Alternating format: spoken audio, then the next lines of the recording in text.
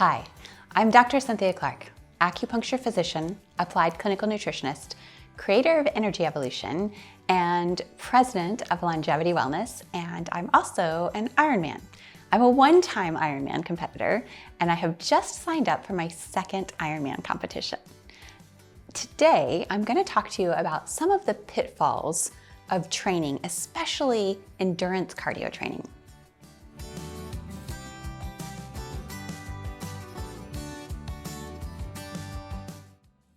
The first time I signed up for my Ironman, I didn't know a lot about what I was doing. I had some understandings. I had done half Ironman and several smaller sprint and international distance triathlons. And what I found was that it was a little bit scary, and I didn't know what I could do, and I didn't know how to do it safely. But I knew a lot of things. In fact, I have been a certified personal trainer, so I know a lot about the body and I know a lot about how to strengthen it. Of course, I have access to the internet just like everybody else, and there's all sorts of great information out there. But understanding what was really right for me and what was relevant to me in the moment, I needed a guide.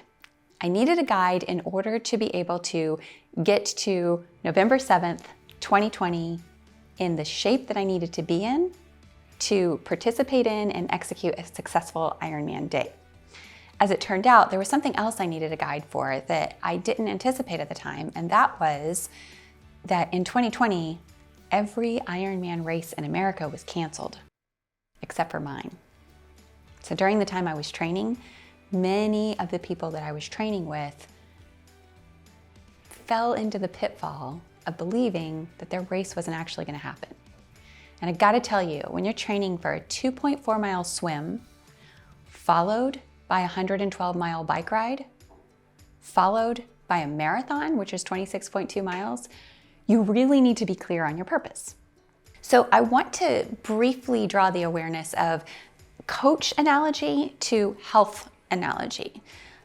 We all know a lot of things. We know things about our bodies that we can know. We're the only ones that walk around in our bodies all of the time, so we should be the one that's paying the most attention.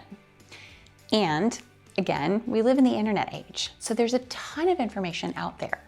And there's a lot of things you can learn and try and experiment with and see how they work for you. And that is an important part of just being alive and being a human, is experimenting with our bodies in this way. But we can also sometimes run into some pitfalls, which may be a health condition that we're trying to improve, and maybe we let it slide a little bit longer than we really would prefer because we don't know exactly what to do about it, or maybe we lose track. It can be difficult to observe ourselves in a vacuum. And one thing that a coach does is to help you observe yourself. The other thing that they do, that my coach did for me, and that I, as a functional medicine nutritionist, do for my clients, is I provide information in a timely and relevant manner, and I help them put together plans on how to be successful. The first thing I learned in Ironman training was that I had to be really clear on my purpose. Why am I doing this? Because you don't get up at 3:30 in the morning to do a bike ride before work without knowing why you're doing it. And for me, I love what I get to do. I love being a natural healthcare practitioner, and I love proving my theories because I was an engineer before I became an acupuncturist and functional medicine nutritionist. And so I love all of the science, but that's only relevant if it really works in the real world. And engineers like to make things work. So by using my own body as a test bed, then I can identify whether or not this particular supplement or this particular way of training really works in practicality. So sport offers the opportunity to test one's theories, but more than that, it offers the opportunity to prove oneself, to make commitments to yourself and to keep them on a daily basis, increasing and proving that you are an integrous human being. And as your integrity with yourself strengthens, then your integrity with everybody else strengthens too. And I love that. So let's talk about some of the common pitfalls of Ironman training. While I'm speaking to specific endurance cardio training here, you'll also notice that these can be applied to other aspects of life. Some of the pitfalls that I experienced, some of the things I learned the first time around were, number one, not eating enough food. On one particular occasion, I was completely demotivated and I was missing a couple of morning workouts, and my coach said to me, I want you to keep a food log for me for a couple of days. And I thought, me? Don't you remember what I do? Me? You want me to keep a food log? Okay, fine, coach, I'll keep a food log for you. Yeah, I was down by like 1,000 calories. I wasn't demotivated. I was hungry, but my body was doing so much work that I wasn't feeling hungry in my belly. I simply didn't have enough calories. So number one was not eating enough food. Other pitfalls that I hear from triathletes are things like eating too much of the wrong kind of food.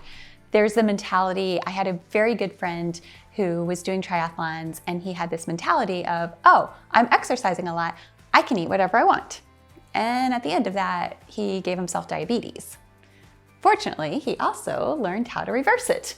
And so he learned that it wasn't just as much as I exercise, I can eat whatever I want. It was also, as much as I exercise, I have this superpower because I invest so much in my health. If I simply change my diet, then I can also reverse my diabetes, and he did. And I'm really proud of him for that. The next part is so too much junk food or simply poor quality food in general.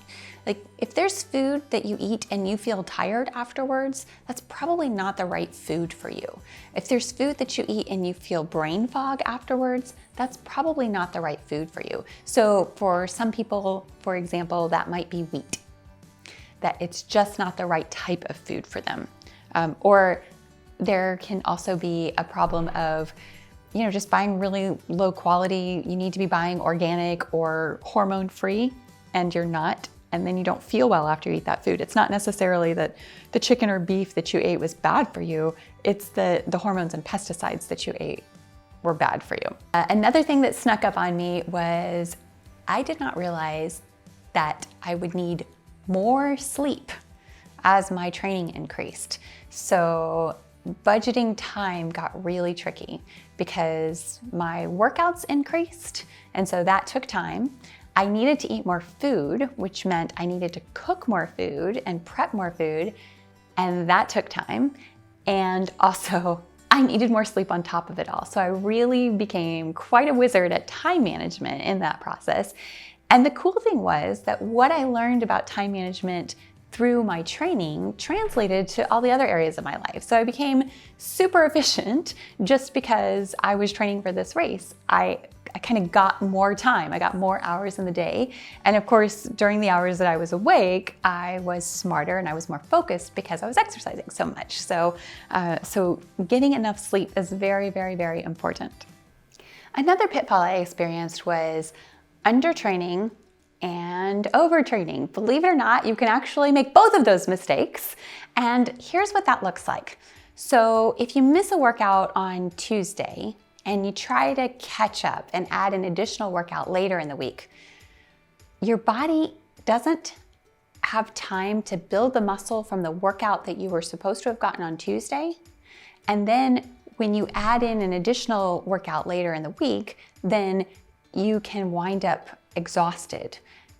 If you extrapolate this out over time, not just in one particular week, but let's say we bring that out to weeks and turning into months, then the athlete can become either chronically undertrained, chronically overtrained.